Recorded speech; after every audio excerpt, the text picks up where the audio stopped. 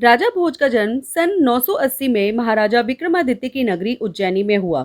राजा भोज चक्रवर्ती सम्राट विक्रमादित्य के वंशज थे। 15 वर्ष की छोटी आयु में उनका राज्याभिषेक मालवा के राज सिंहासन पर हुआ। राजा भोज के पिता सिंधु राजा धार राज्य के शासक थे। जब राजा भोज 1018 में परमार वंश के राजा बने तो उनके अंदर पश्चिमी भारत में एक साम्राज्य स्थापित करने की चाह जागी। इसके लिए उन्होंने कई राज्यों से युद्ध लड़ा।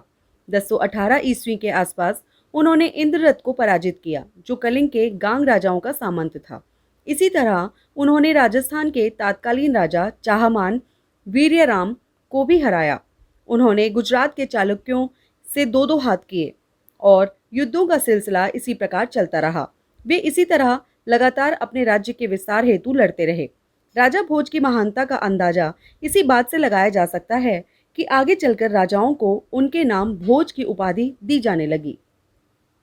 राजा भोज एक कला प्रेमी शासक थे, इसलिए उन्होंने अपने शासनकाल के दौरान कई ऐतिहासिक मंदिरों, इमारतों और शहरों का निर्माण किया।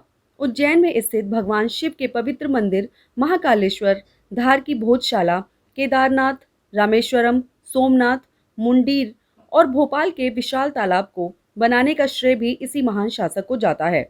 राजा भोज द्वारा इन सभी ऐतिहासिक स्थलों का निर्माण करवाने के पीछे एकमात्र वजह थी कि लोगों व धर्म के प्रति उनका असीम प्रेम। एक कहानी के अनुसार राजा भोज को जब पता चला कि क्रूर शासक महमूद गजनबी ने सोमनाथ मंदिर के खजाने को लूटकर उसकी पावन स्थल की पवित्रता को भंग किया है और मंदिर की इमारत को भी ध्वस्त कर दिया, तब वे आग बबूला हो उठे और उन्होंने ठान लिया कि गजनबी को सबक सिखाकर ही रहेंगे। उन्होंने गजनबी पर हमला बोल दिया, जिसमें भोज की सेना ने गजनबी के सैनिकों को खदेड़ डाला और इस तरह गजनबी को अपनी जान बचाकर भागना पड़ा। राजा भोज को काव्य शास्त्र और व्याकरण का भी अच्छा ज्ञान प्राप्त था। उन्होंने अपने जीवन काल के दौरान बहुत सी किताबें लिखी।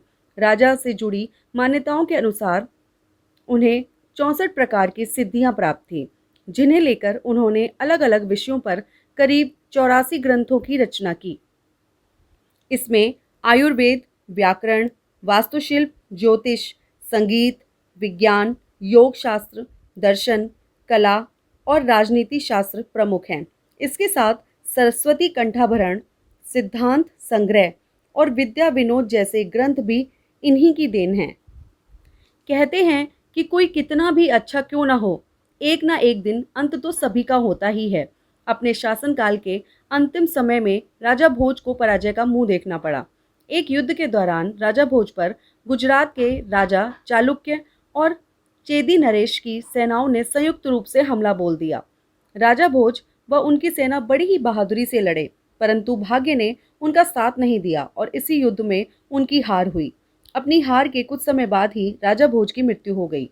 राजा भोज के नाम के साथ कहाँ राजा भोज और कहाँ गंगू तेली वाली कहावत अक्सर लोगों की जुबान पर आ जाती है, जबकि सच तो ये है कि इस कहावत में गंगू तेली से अभिप्राय गांगेय तेलंग से है, जो कि दक्षिण के राजा हुआ करते थे और ये वही राजा थे जिन्होंने धार नगरी पर आक्रमण किया था, मगर बुरी तरह हार गए थे। ऐसे में लोगों ने उनका उपहास उड़ाने के लिए कहाँ राजा भोज कहाँ गांगेय तेलंग कहा, परंतु आगे चलकर कहाँ राजा भोज और कहाँ गंगू तेली के नाम से ये कहावत प्रचलित हुई।